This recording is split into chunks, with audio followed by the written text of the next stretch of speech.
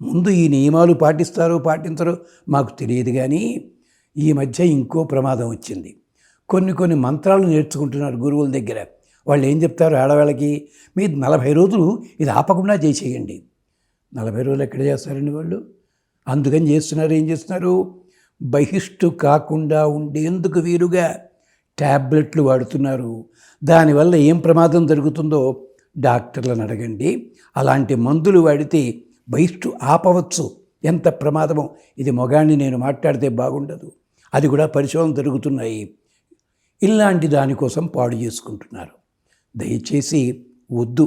అందుకనే పాతకాలం వాళ్ళు ఏం చెప్పారు తెలుసా?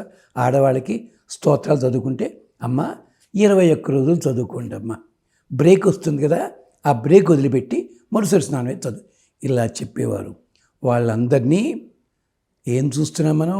వాళ్ళందరినీ కూడా తాలింపులో కరివేపాకు రెబ్బల్లాగా అవతల పారేసి ఇలా చెప్పే వాళ్ళందరినీ నెత్తిన పెట్టుకుంటున్నాం.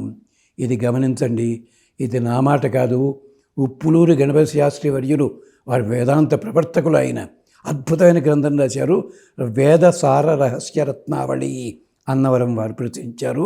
ఇప్పటికది 15 రీప్రింట్ పడింది, చూడండి.